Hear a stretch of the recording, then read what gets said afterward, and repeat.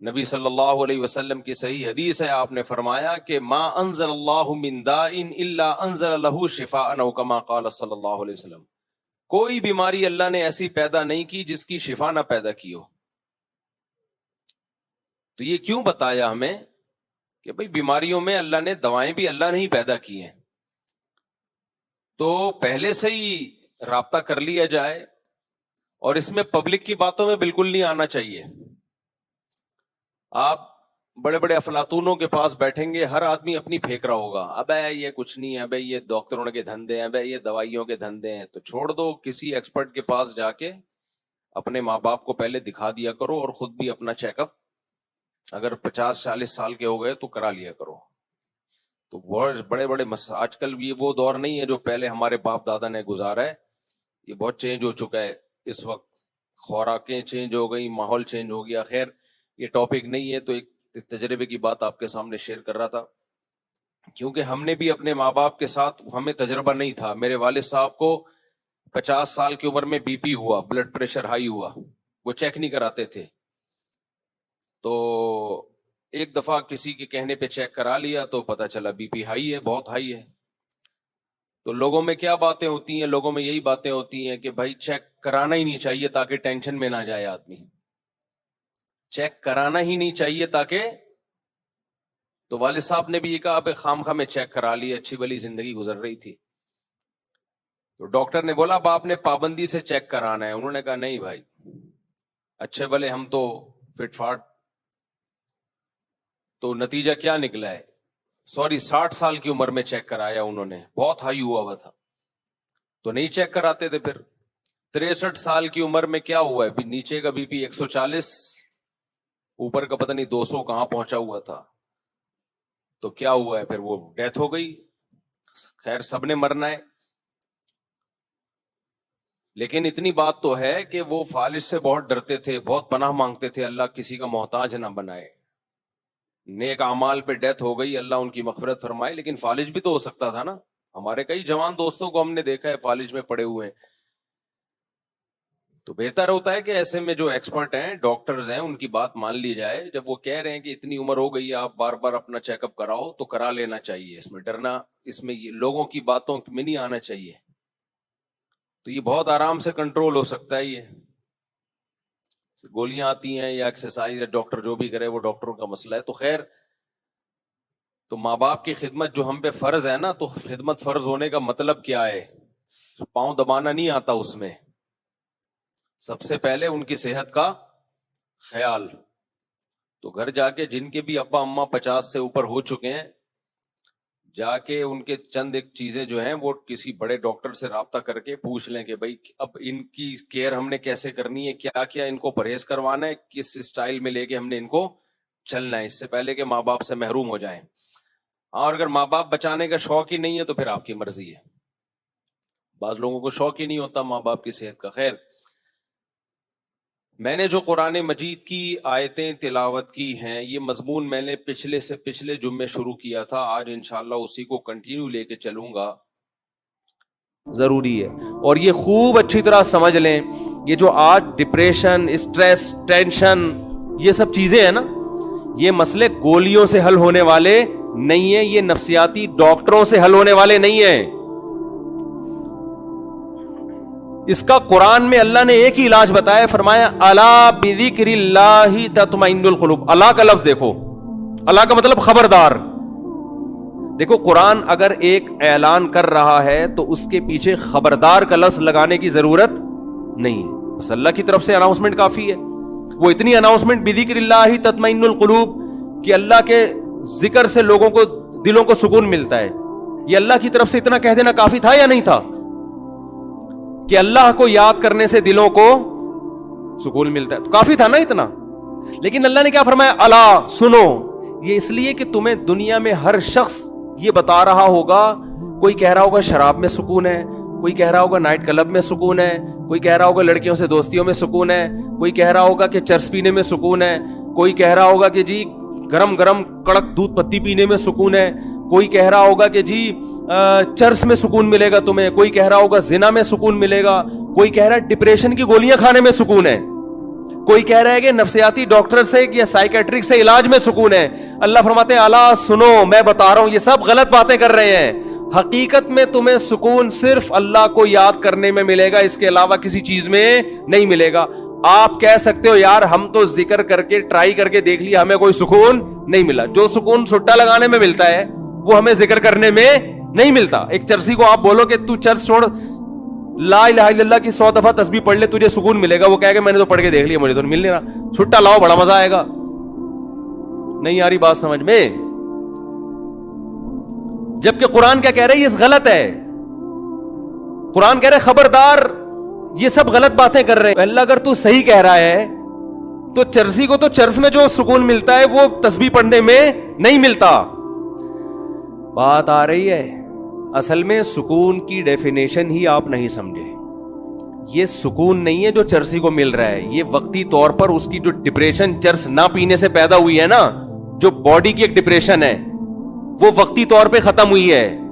اگر چرسی کا چرس میں سکون ہوتا تو بار بار چرس کیوں مانگتا؟ وہ چرس نہ ملنے سے اس کی طبیعت کیوں خراب ہو جاتی؟ جو موسیقی کے اور گانے سننے کے رسیالے ہیں ان کا سکون اگر دیکھو دنیا میں زیادہ تر ڈپریشن کے مریض گلوکار بنتے ہیں, یہ تحقیق ہے. زیادہ تر ڈپریشن کے مریض جو میوزیشن ہوتے ہیں نا وہ بنتے ہیں, خودکشیاں کر لیتے ہیں. اچھا مجھے بتاؤ چرس میں زیادہ سکون ہے یا ہیروئن میں؟ مجھے یہ بتاؤ. ہیروئن میں زیادہ سکون ہے, ایسا ہی ہے نا؟ اب چرس کا چھوڑنا آسان ہے, ہیروئن کو چھوڑنا مشکل, کیونکہ اس میں جو مزہ ہے وہ چرس میں نہیں ہے. لیکن آپ کو پتا ہے ہیروئن چی کا انجام کیا ہوتا ہے؟ اگر سکون میں ہوتا تو ترقی کرتا, پھلتا پھولتا, صحت اچھی ہوتی, ہنسی خوشی زندگی گزارتا. جو جتنا زیادہ مزے کی لائف گزار رہا ہے نا مصنوعی طریقے سے, وہ اتنا ڈپریشن کا مریض ہے. سمجھتے ہو؟ وہ ڈپریشن کا اتنا زیادہ مریض ہے. اس کی مثال دے کے بس بات ختم کرتا ہوں. دیکھو طاقت کی 2 قسمیں ہیں. ایک طاقت ہوتی ہے جو کھانا کھانے سے آتی ہے. ایک کمزور سا باریک سا انسان جو جیسے آج کل کے ہمارے اکثر کراچی کے نوجوان ہیں, ایسا لگتا ہے ہینگر کے پہ کپڑے لٹکے ہوئے ہیں بس. اب کوئی اسے کہے کہ چلا نہیں جا رہا, بیٹھا نہیں جا رہا, یہ چلا گیا کسی ہیروئنچی کے پاس کہ مجھے طاقت چاہیے. اس نے ہیروئن کا ایک ٹیکا لگا دیا, یہ اچھلے گا نا, چھلانگے مارے گا, کودے گا, ایک دم پاور آ جائے گی. آپ کی پتی سی پھاڑ دی اس نے, کیا مطلب, کیا طاقت آ گئی ہے اس میں؟ بولتے کیوں نہیں بھائی یہ طاقت نہیں ہے, یہ وقتی ہے. ایک وقتی اس بلڈ کے سرکولیشن کو ایک چیز نے تیز کر دیا. اور یہ چلا گیا کسی ڈاکٹر حکیم کے پاس, حکیم صاحب میں چاہتا ہوں میرے جسم میں طاقت آ جائے. تو حکیم اس کو ڈائٹ پلان لکھ کے دے رہا ہے کہ جم جاؤ, تنکے کے دونوں طرف بٹن لگاؤ, روزانہ اٹھایا کرو. تھوڑے دنوں بعد وہ قمیض کے بٹن ہٹا کے شیروانی کے بٹن لگا دو, پھر ہوتے ہوتے وہ 2 بٹن, اس کے بعد پھر 1-1 کلو کا ویٹ, پھر ایک دن آئے گا ایسے ویٹ اٹھاؤ گے. اور اس دوران یہ پلان, اتنے انڈے کھانے, اتنی روٹیاں کھانی ہے. اب وہ کہہ رہا ہے یار اس دن چرسی نے ٹیکا لگایا تھا, میں زبردست طاقت آ گئی تھی میری باڈی میں. اور یہ جو ڈاکٹر صاحب بتا رہے ہیں آج میں جم گیا تو جانے کے بعد بجائے طاقت آنے کے میں تو بالکل ہی پڑ گیا زمین پہ. 2 دن تو مجھ سے بستر پہ, میں نے تو پینوڈل کھائی ہے بھائی. اور یہ جو اس نے مرغے شرغے بولے تھے وہ میں نے کھائے, میرا تو پیٹ خراب ہو گیا. تو ڈاکٹر کیا بولے گا, ابے وہ طاقت نہیں ہے, وہ چرسی نے چرس کا ایک ٹیکا لگا دیا تجھ میں جو تو 2 منٹ اچھل رہا ہے. وہ تھوڑے دنوں میں جتنا ہے نا, ابھی تو ہینگر پہ کپڑے نظر آ رہے ہیں, ہینگر بھی غائب ہو جائے گا تھوڑے دنوں میں, صرف کرتا شلوار رہ جائے گا. تو نظر نہیں آئے گا, تو محسوس ہوگا لوگوں کو, حقیقت محسوس ہوگا کہ کوئی بندہ تھا, رہے گا نہیں تو. اور میں جو طریقہ بتا رہا ہوں نا اس میں وقتی طور پر تو بور ہو رہا ہے, درد بھی ہو رہا ہے, پین بھی ہو رہا ہے, ذرا کر کے دیکھ. 1-2 سال کے بعد دیکھنا, آج تو بٹن اٹھا رہا ہے, ٹھیک ہے نا, 1-2 سال کے بعد دیکھنا تیری قمیضیں پھٹنے لگیں گی. لوگ بولیں گے کرتا شلوار تھا, اب نہیں ہے, اب بندہ ہے, کرتا پتہ نہیں کہاں گیا اس کا. تو یاد رکھو اللہ کے ذکر سے جو سکون ملتا ہے وہ ایسا نہیں ہوتا کہ آج آپ کو آج بیٹھ گئے آپ نے, آج ایک تسبیح پڑھ لی, آج نماز پڑھ لی, کنٹینیو ایک کام کریں. یہ نیچر ہے, انسان کی فطرت ہے رب کی عبادت کرنا. اس ٹریک پر جب آئے گا تو آہستہ آہستہ آہستہ آہستہ اس کا دماغ فریش ہو جائے گا, آہستہ آہستہ وہ سکون میں جائے گا. اور یہ جو سکون ہے نا, موسیقی کا سکون, ایک فلم دیکھ لی, ایک ڈرامہ دیکھ لیا, کوئی فوج فلم دیکھ لی اور جناب کوئی سٹا لگا لیا, یہ سکون برباد کرنے والی چیزیں ہیں. جیسے چرسی اور ہیروئن کو ٹیکا لگا دیا آپ نے. تو قرآن اس لیے کہہ رہے الا بذکر اللہ تطمئن القلوب, دلوں کو سکون اللہ کے ذکر, اللہ کی یاد کے علاوہ کسی چیز میں نہیں ملتا. چیز میں نا اس کے ایکسپرٹ کے پاس پہلی دفعہ میں چلے جاؤ, چاہے دین کا تعلق ہو, چاہے میڈیکل سائنس سے متعلق مسئلہ ہو, یا آپ نے گھر کا کوئی میپ بنوانا ہے, نقشہ بنوانا ہے, سول انجینئر کے پاس جانا ہے آپ نے, یا آپ نے کوئی جو فزیکل فٹنس کے ماہر ہوتے ہیں, پیٹ کم کرنا ہے, وزن کم کرنا ہے, جو بھی بیسیوں مسائل ہیں, پہلی دفعہ میں ہی کوشش کیا کرو کہ جو ایکسپرٹ ترین آدمی ہے نا کسی بھی فیلڈ کا, اس سے رابطہ کرو. آپ کا ٹائم بچے گا, آپ کا پیسہ بچے گا. پہلی دفعہ میں پیسہ زیادہ خرچ ہوگا, لیکن وہ بار بار, وہ جو کہتے ہیں نا غریب سستا روئے بار بار, مہنگا روئے ایک بار. تو بس یہ ایک میسج ہے, پیغام ہے, یہ بیان نہیں ہے. بیان ابھی میں شروع کر رہا ہوں, تجربوں کی ایک چیز ہے جو آپ سے شیئر کر رہا ہوں. ہم سستے کے چکر میں پیسے بچانے کے لیے جو جس فیلڈ کے ماہر نہیں ہیں ان کے پاس نہیں جاتے کہ یار فیس سستی ہے, پھر ساری زندگی تجربے ہی کرتا رہتا ہے آدمی بیٹھ کے. شروع میں ہی کسی اچھے کو دکھا دو, ماہر آدمی کو دکھا دو, تو ایک دفعہ خرچہ ہوگا, ہمیشہ کے خرچوں سے بچے رہو. آج کل ہم اپنے ماں باپ کی صحت سے بہت غافل رہتے ہیں. اکثر میں نے دیکھا ہے لوگ اپنے بوڑھے ماں باپ کو تجربوں کی بھیٹ چڑھا دیتے ہیں. تو اس میں بھی شریعت نے حکم دیا ماں باپ کی خدمت کا, تو اس خدمت میں سب سے پہلے ان کی ہیلتھ ہے, ان کی صحت ہے. صحت وحت کا خیال نہیں رکھا جا رہا آج کل. صحت کا خیال ایسے رکھا جا رہا ہے, انتظار ہوتا ہے کہ ابا کی جب طبیعت خراب ہوگی تو ہاسپٹل لے کے جائیں گے. بالکل غلط ہے. ابا کی طبیعت خراب ہونے سے پہلے آپ نے کسی بڑے اچھے ڈاکٹر کے مشورے سے ابا اماں کو چیک اپ کرا دو کہ کیا کیا ان کو اب ہو سکتا ہے فیوچر میں. کیونکہ جب عمر 40 سال ہو گئی اور 50 سال ہو گئی تو اب ہونا ضروری نہیں ہے, ہو سکنا ہے. اب ہوگا, یہ تو ہوگا. اب بلڈ پریشر بھی ہوگا, شوگر بھی ہوگی, اور کینسر کے بھی خطرات ہیں, اور بہت سارے مسائل آہستہ آہستہ کھڑے ہوں گے. تو ہمارے یہاں ہوتا یہ ہے کہ بوڑھے لوگوں کا انتظار کر رہے ہوتے ہیں کہ جب ہوگا تو پھر ڈاکٹر کے پاس جائیں گے کہ اس سلسلے میں حاضر ہوئے تھے ہم. تو یہ بھی ماں باپ کے ساتھ بہت بڑی زیادتی ہے, پہلے سے ہی بھائی سب کچھ. خیر, یہ آپ کسی اچھے ڈاکٹر سے پوچھ لیں کہ ابا میرے 50 سال کے ہو گئے ہیں, میں نے کیا کرنا ہے. ابا 60 سال کے ہو گئے ہیں, 70. ابا ویسے آج کل 50 سال کے تو شادی ہو رہی ہوتی ہے 50 سال میں. پہلے زمانے میں 40 سال میں لوگ دادا بنتے تھے, آج کل 50 سال میں باپ بھی نہیں بن رہے ہوتے. تو یہ بھی ایک نحوست ہے کہ اولاد جب خدمت کرتی آپ کی, اس وقت اولاد پیدا ہی نہیں ہوئی. یعنی آپ بچے پال رہے ہوتے اس عمر میں جب بچوں کو چاہیے تھا کہ آپ کو پالتے. دیر سے شادی کے سائیڈ افیکٹ, پھر لوگ کہیں گے وہی شادی لگا کے رکھی ہوئی مفتی صاحب نے. کچھ مسائل کامن ہوتے ہیں جو سب کے ساتھ ہیں.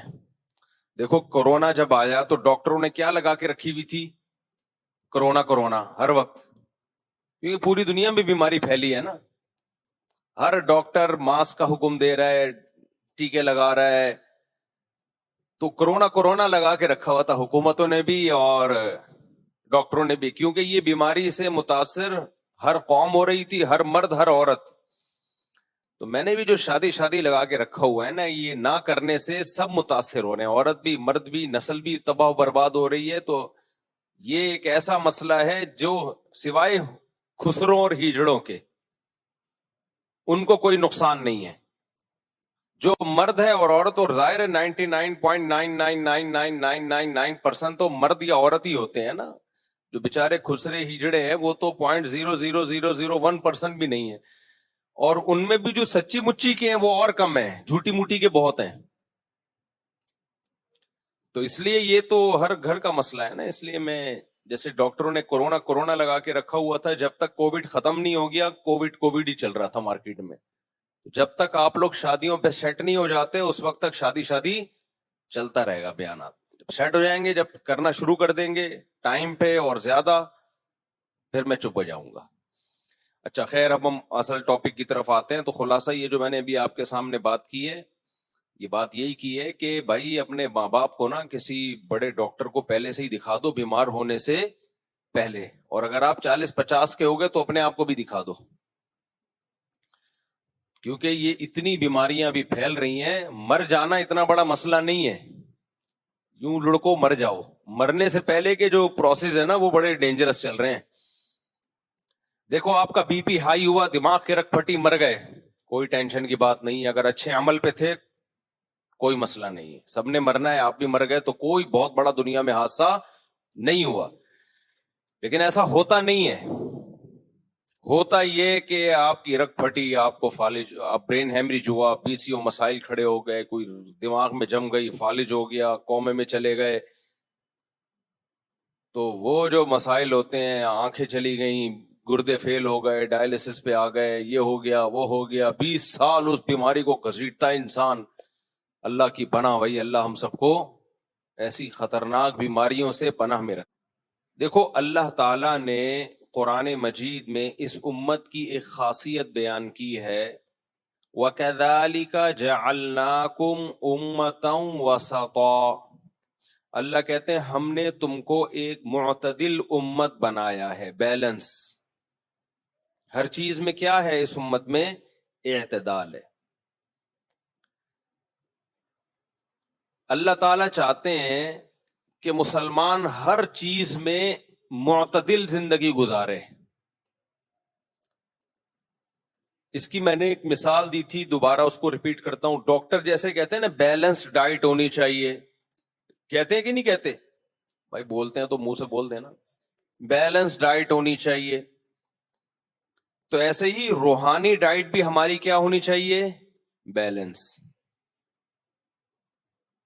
انسان کی زندگی کے دو پہلو ہیں، ایک جسم اور ایک روح. اگر ہم روح کو سائیڈ پہ رکھ دیں تو پھر انسان میں اور گدھے گھوڑے میں کوئی فرق نہیں. جانوروں کی صرف جسمانی زندگی ہوتی ہے، روحانی زندگی نہیں ہوتی. جیسے جانوروں کو ہم جب کہتے ہیں نا بہت اچھا جانور ہے، اس کا مطلب یہ نہیں کہ فیتھ فل ہے، وفا، یہ بہت نیک ہے، تہجد گزار ہے، ماں باپ کی خدمت کرتا ہے، جھوٹ نہیں بولتا، یہ نہیں ہوتا. جب ہم کہتے ہیں اچھا ہے کا مطلب موٹا تازہ ہے.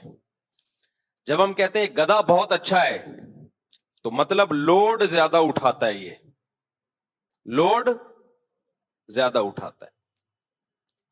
جب ہم کہتے ہیں یہ بکرا بہت اچھا ہے، قربانی کا بکرا آپ نے خریدا، آپ کہہ رہے ہوتے ہیں بہت اچھا، کیا مطلب؟ سستا ہے لیکن گوشت اس میں زیادہ ہے، یہ اچھا بکرا کہلاتا ہے. اور جو ماہرین بکریات ہیں ان کی نظر میں اچھا بکرا وہ ہے جس کی ناک اٹھی ہوئی ہو، سر چھوٹا ہو، گدھے جیسا، منہ نہ ہو لمبا، اور ہائٹ ہو، اور اس کے ناخن ایسے ہو، وغیرہ وغیرہ. لیکن انسان کی زندگی کا جو اچھا ہے، جب ہم کہتے ہیں کہ انسان اچھا ہے، بھائی بچے اوپر شور کر رہے ہیں ان کو خاموش کرائیں. انسان کو جب ہم کہتے ہیں کہ اچھا ہے تو سچا ہے، وفادار ہے، وعدوں کی پابندی کرتا ہے، معاہدوں کی خلاف ورزی نہیں کرتا، سخاوت ہے اس کے اندر، غیرت ہے اس کے اندر، بہادری ہے اس کے اندر. یہ ساری صفات کی وجہ سے انسان اچھا کہلاتا ہے. یہ اپنے محسنین سے محبت کرتا ہے، یہ عقل کا استعمال کرتا ہے. تو اب جیسے مادی زندگی کو صحت مند رکھنے کے لیے بیلنس ڈائٹ ضروری ہے، بیلنس ڈائٹ. آپ کی خوراک میں گوشت بھی ہونا چاہیے, انڈے بھی ہو, مچھلی بھی ہو, تربوز بھی ہو. جو چیز میں زیادہ کھاتا ہوں وہ میں زیادہ ہائی لائٹ کرتا ہوں. تربوز بھی ہو, گرمیاں ہیں اس میں کیا ہو, تربوز ہو. خربوزیں آپ نے کھانا ہے کھاؤ, نہیں تو میں نہیں کھاتا. تربوز زیادہ شوق سے کھاتا ہوں. تو بھنڈی ہو, ٹھیک ہے نا, اس میں دال چاول ہو, سب کچھ ہو. اس کو ہم کیا کہتے ہیں, بیلنس ڈائٹ. یعنی کوالٹی اچھی ہو اور کوانٹٹی کم ہو, کوالٹی کیا ہو, اچھی ہو. ہم لوگ فوکس کر رہے ہوتے ہیں کوانٹٹی پہ, کوالٹی پہ فوکس نہیں کرتے. ہم پورا ایک پیزا کھاتے ہیں اتنا بڑا,